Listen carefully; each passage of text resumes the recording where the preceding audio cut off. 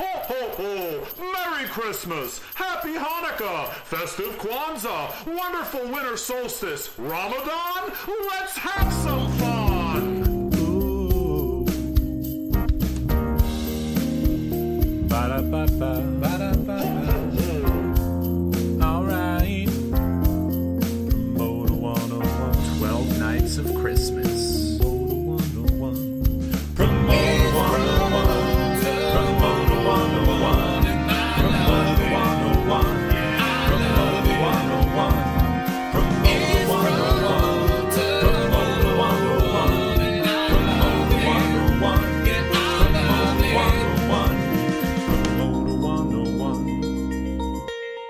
Hey there, Doug Edley from UTA, hanging with Dan Steinberg. Love listening to Promoter 101 every week. Keep it up. Just 2 days left to the end of the year. Promoter 101. It's the 12 Days of Christmas. Super spectacular. I'm Dan Steinberg. We want to give a tip of a hat to our editor and engineer, Connor, for just kicking ass over the holidays and making this all happen. And introduce you to my partner in crime, introducing our guest for today, Mr. Luke Pierce. Thank you, Dan. And of course, a big thanks to Connor putting some serious overtime in during this holiday season to bring you the 11th day of 12 Days of Christmas on Promoter 101. Each day during the 12 Days of Christmas from December 20th all the way up through today, that's the 11th day, we've been bringing you a single featured interview that has never been heard before on Promoter 101, our way of giving back during the holidays so you get your Promoter 101 fix in. And today is no different. We've got a special guest with a very interesting perspective on the business. Entertainment Travel's Nick Gold is going to give us a glimpse into the travel needs and logistics of some of the biggest acts on the planet. Hey everyone, this is Cindy Leinott, Kira Finkenberg, Patty Ann Tarleton, Whitney Bond, Amy Miller, Dawn Holiday, Marcy Allen, Paula Palazzo, Becca Leifer, And you're listening to Promoter 101. Promoter 101. Promoter 101. and I'm on Promoter 101. We continue our world tour. Catch us when we come to a town near you. Next on deck for Promoter 101 will be live at the FlyCon conference in the Big Easy, New Orleans, January 16th at 2 p.m. We'll be recording Promoter 101 live with a special guest from Locken and the Brooklyn Bowl, Mr. Peter Shapiro. Looking forward to it, Dan. Yeah, and you can follow us on Twitter. I'm at The Jew. The show's at Promoters 101, and it's plural, Promoters with an S, 101. And you can always catch Luke at W. Luke Pierce. Of course, it's Dan and I talking every week. You hear enough of us, but it doesn't have to be that way. We're ready to listen. Send us an email with your ideas to steiny@promoter101.net. We can't wait to hear what's on your mind, and we give you our sworn promise to respond to every inquiry in a timely manner because you matter to us. Hi, it's Ed Mike Cohn. I'm on Promoter 101. When I walk past any travel agent office, I'm always like, that's really still a thing? But when you get into it from our side of the business and you see the logistics that are involved with some of these 6 to 8 to 20 bus, 15 semi tours carrying hundreds of crew each day, you realize the incredible need for some sort of intermediary party to take over some of the burden of logistics. And that's where guys like our featured guest today comes in. Entertainment Travel's Nick Gold works with some of the biggest stars on the planet, getting them from point A to point B and so much more.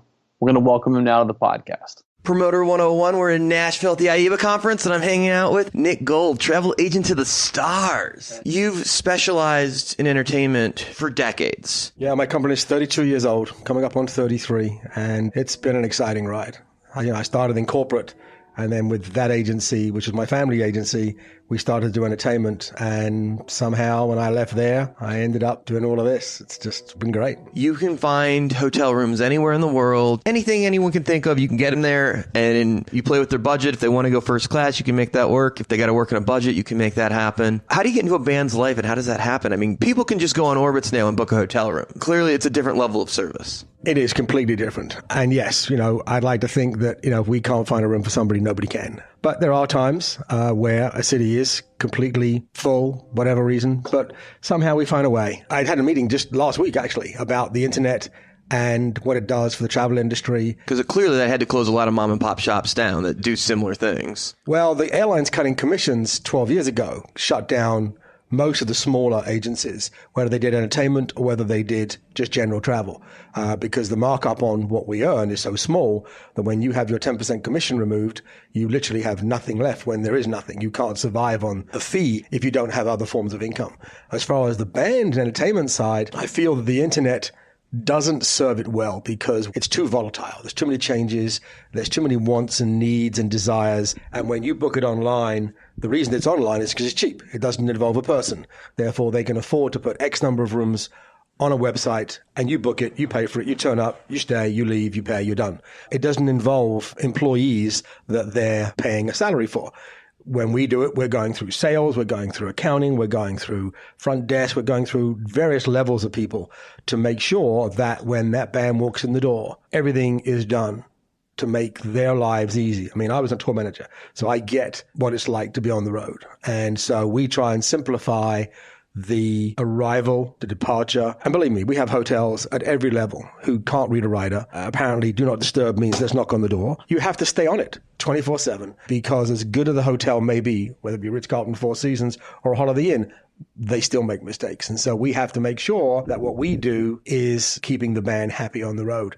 And it's not just as simple as coming to us and us calling a hotel.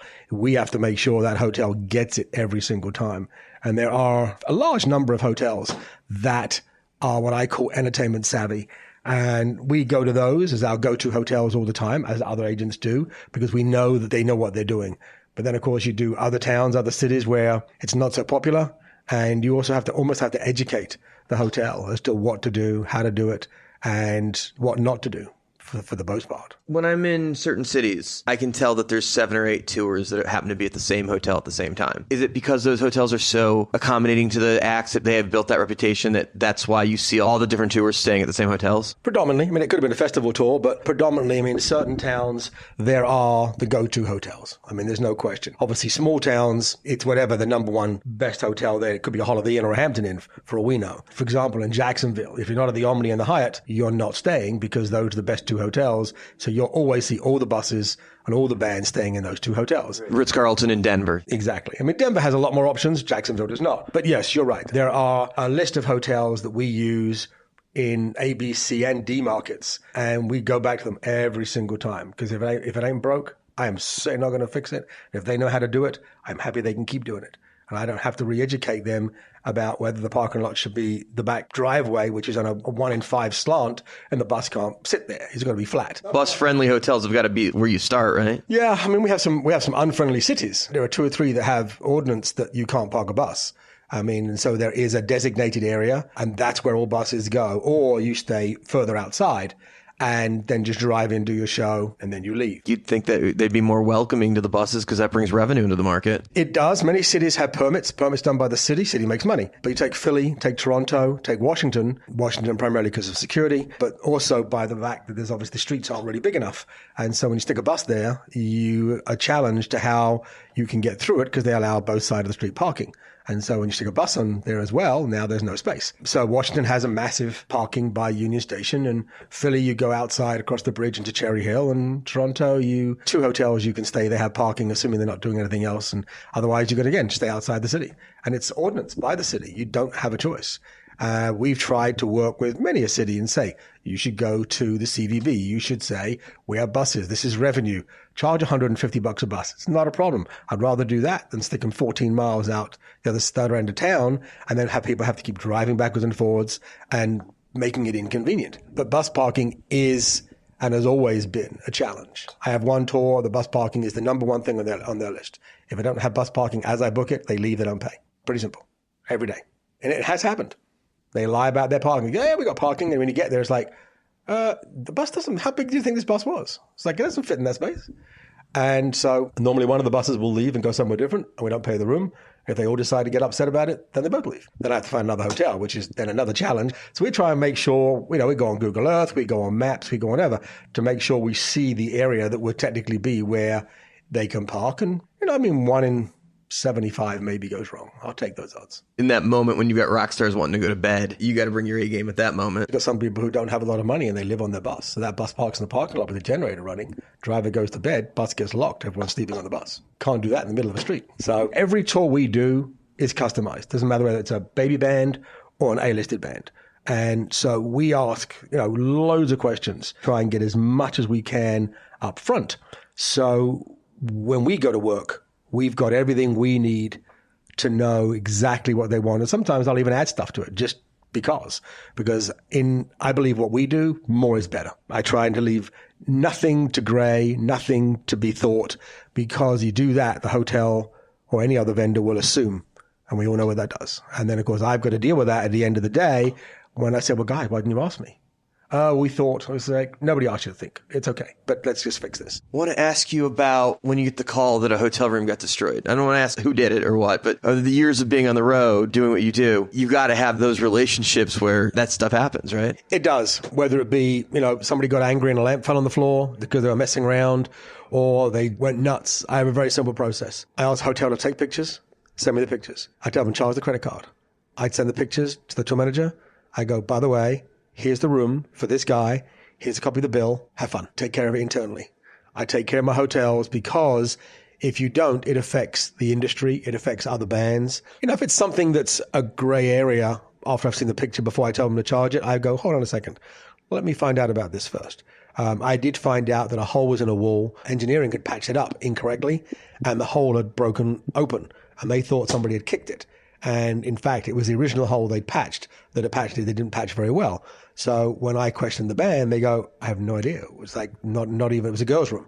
I said, didn't happen. So I called the hotel. I said, no, I think you've double checked. That's a repair that apparently did not get repaired correctly. I said, I think you need to go double check how that is. And I think you'll find you just need to re-repair the hole. So I don't automatically say, yes, we're wrong and they're wrong and pay for it. I do double check, but the credit card that's on file pays the bill. No different if you smoke in a room. I have a bunch of smokers.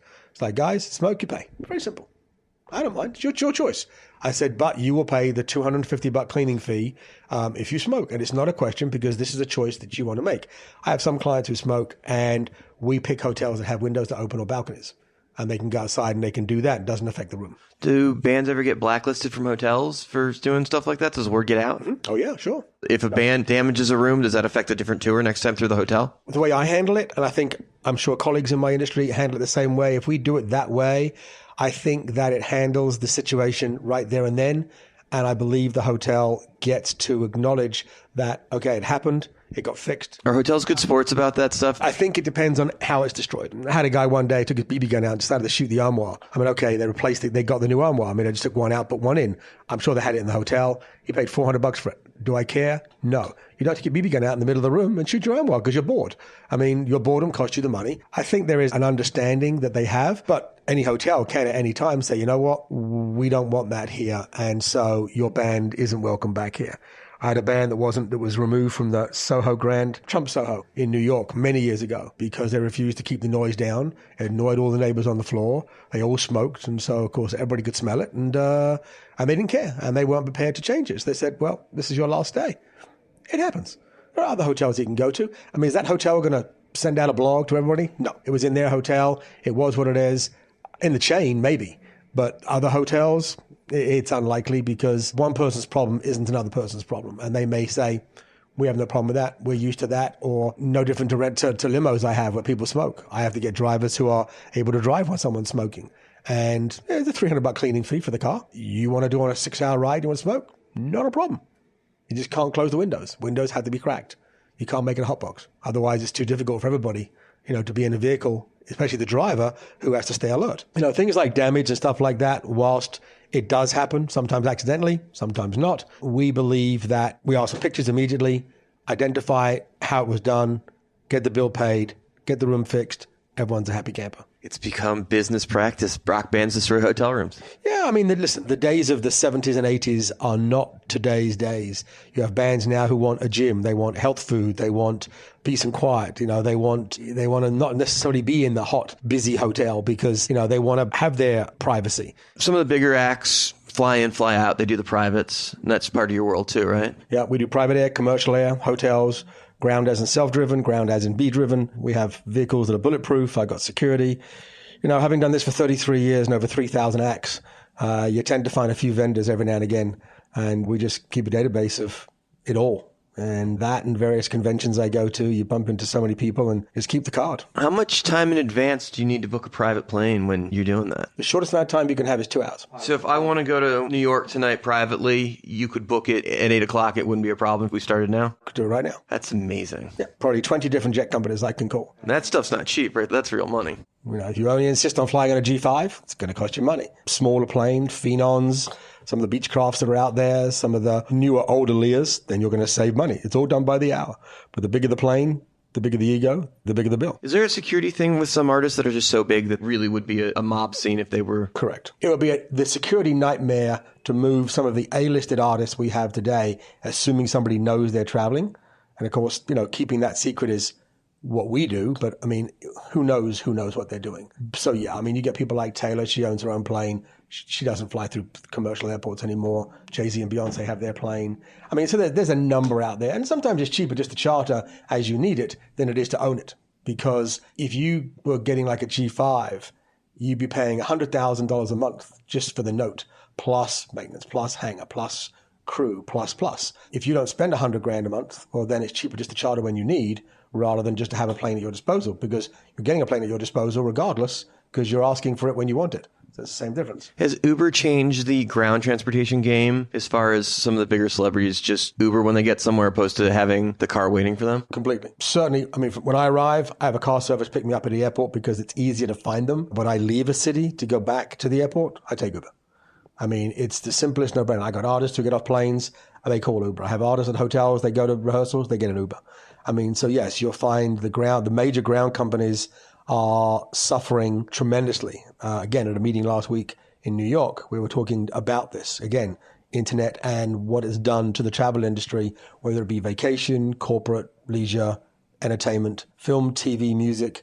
Unless you're the A-listed actor, sure, they'll jump in Uber.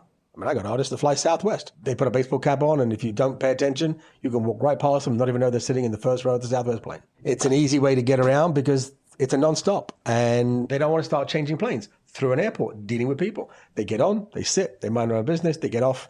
No one cares. Yeah, it's funny that you say that because I love walking through airports and seeing who you get to see. You get used to walking through an airport. You know what you're doing. So you can do that and you can people watch at the same time. And it's like, oh, look at that. I tend to people watch just because it's fun, but I also tend to people watch because I have a security mind. I'm curious as to the stupidity that I still see at airports today for people who go to the bathroom and leave their bag in the middle of the hallway, or they leave their bags at a gate because they went to go buy a sandwich unattended. It's mind-blowing. Even in today's world, with everything that goes on, it still amazes me how either stupid or naive some people can really be at an airport. I mean, here in Nashville, they still pick up scissors and knives and guns, and I mean, it's a check with the hand carry luggage. I had to get up in the morning and forget you had a loaded weapon inside your bag before we went to the airport. I mean, but it's at every airport. It's not just here. What are the travel tips from the pro that you would suggest people do to make their lives easier? Find a carrier you like, fly on them a lot, get status. Even if you get the most basic status, which in most airlines is gold, it will give you access to check a free bag, check in a first class, get your TSA. It's worth going to the meeting and going it online, or your global entry. It is worth it. Yes, it's a pain, I get it, but go do it, because then you'll get to breeze through the TSA check-in lines. Yeah, matched with the Clear now too, which is awesome. You got to have both. Clear's coming back. They're trying to get me. They're trying to get me to come back as well. So I'm thinking I may re-up my Clear. I had iClear originally when it first came out. They were the first people ever to do it, and then of course it failed miserably. But at LaGuardia last week, I saw the Clear line move a little faster than the TSA line. I'm thinking, the places that have the TSA and the Clear together, right? We can skip to the front of the TSA line, right? Which is amazing, because everybody's got the TSA pre now, but the Clear, right? That's, you got to have them both. Well, there's a lot of airports. I mean, even here in Nashville, we have 11 security lines. So on any given busy day, whether we have Bonnaroo and the CMA Fest or any major conventions, I mean, that's a lot of people moving through our airport. And in May 4, we have our second international flight. Our first one stopped in 98, but British Airways is going to fly out of Nashville to London. They'll fly 5 days a week. And actually, I'm on the plane. I've actually booked myself on the inaugural flight to go to London and see my family. Oh, that's cool. So it's pretty cool. So when that starts, that's going to bring another 200 plus people on a brand new Dreamliner through security. So, it changes. So anyway, so finding an airline you like, and then of course, you'll have a priority boarding. So you'll be in the first 2 or 3. This way you have eliminated most of the grief of arriving, checking in, doing TSA, getting to your gate, and then hoping your bag's going to fit. Because now on most airlines, if you're in the last two groups, trust me, gate check your bag. It ain't getting on the plane because there's too many people with carry-ons because they don't want to pay the $25 fee to check a bag. So now they've moved from checking a bag to carrying on a bag. So now you've got all those people and the plane just isn't big enough for everybody to bring a rollerboard in every single bin. Even though each bin takes 3 boards on both sides, it's just not enough. And so that's why the airlines will say, we'll gate check your bag or we'll check your bag, no fee, because they know it isn't going to fit. There are different days of the week to travel. Obviously, early morning is always a good time to travel. I know it's not everyone's dream to get up early, but normally that plane's already here because it already came in from the night before. So a chance of having a delay on that plane, unless something happens to it overnight, pretty slim. So I like to take the early morning flight. So this way, I know my aircraft is already here. And I try never to take the last flight of the day because should something happen, you're sleeping where you are because if they don't have a plane to get you out, well, then you've got to wait. Sunday's a very busy day to travel. Unless you have to, pick a different day to go, or at least pick a different time to go. Earlier in the morning is better because people want to hang out Sunday and then they'll come home towards the end of the day. So towards the end of the day, now you're dealing with en masse traffic, en masse people. Tuesday, Wednesdays, sometimes a cheaper day to buy tickets if you're going to do the online thing. Other than that, it's an easier way to stay away from the crowds because all the business people are flying in Monday, out Thursday or Friday. You go in the middle of the week, they're already there working, they're doing their thing. So, but every city, every route, every day changes. Any given convention, any given rock concert, any given anything will change how your day will be when you go to that airport and the number of people you're going to bump into. When you're staying at a hotel somewhere, what's your go-to that you personally put yourself in? I predominantly stay in the Marriott chain, which is now Marriott, Starwood, Ritz-Carlton, now 17 lines I think they have in their repertoire. I mean, they're now the largest group of hotels globally. They're massive. But sometimes if I'm doing a meeting or some event that I'm going to, if it's in a hotel, I'll stay in that hotel because I don't have to schlep around the city and dealing with traffic. I can go into my room, go downstairs, do the meeting, go back upstairs and leave. Or I'll try and stay as close as I can to it so I could just walk there and not have to worry. Right, but if you don't have an event at the hotel, you'll... If I don't have that, then predominantly I'll stay in the Marriott Starwood line. I find their service to be great. And again, I've stayed with them enough. You get status when you walk in. If there's an upgrade, they'll give it to you. You get a bigger room. You get a little amenity. So, it's all the little frills that, that are out there that just make traveling, which can be traumatic, just a little easier, a little bit more relaxing at the end of the day. From your service side of the business now to your time on the road as a road manager, which is harder? Different. I was a tour manager in the 80s with the first ever rap festival that went out. We had 8 buses, 8 acts. It was called the New York City Fresh Fest. And this is way before LL Cool J, Run DMC world. This is prior to that. This is in the Melly Mel and Curtis Blow world. I don't know that I knew enough of what I do today by comparison, but now seeing tour managers that are friends of mine and what they do and how they have to go do what they do, we alleviate a lot of their day. We take away the stress of having to deal with hotels and or air and or cars and just hand it back to them based on what they want because they have a fair amount to do already. Yeah, they're playing mom and dad on the road and they're building those shows and they're making sure everything gets there. Yeah, if it's a smaller tour, they're the tour manager and they could be the LD. They could be the tour manager and the monitor guy. I don't know. I mean, it's so they've got enough to do without having to worry about whether the hotel keys are ready. But it was still work. I mean, I jumped the crew bus every day and I got up at 7 a.m. when I got in and went to the hotel and made sure that, all 85 rooms were ready and all the keys were lined up. And I went to bed, took a nap, took a sandwich, came down, checked everybody in. And I went to the venue and did security, did it all over again, So it's not easy. But I think in that day, we didn't have the technology we have today. I mean, I look at touring today from my perspective, and the technology that we have in the travel world makes our lives a lot easier. And I think that the technology that the tour it has itself also becomes easier. The actual nuts and bolts of how a tour works hasn't changed in 40 years. I mean, you still get up, get on the bus, go to a venue, load it in, do a show, load it out, and go to the next city. Just how you put it together, I think, has become technically advanced. No different to us. We used to have to handwrite airline tickets and get a messenger and deliver them to you and hope that you didn't lose them, because if you did, then, it'd be a nightmare to replace it. Now it's all electronic. You push a button, everything's electronic. Can't find it? Oh, it's in the system. It's easy. And the airlines can help. I mean, it's all there. So the sophistication of technology, which is going to get better as we move forward. I'm not quite sure how, but I'm sure that somebody out there is creating something to try and make what we do more efficient. And somebody else will make money. The Nick Gold app. Yes, maybe.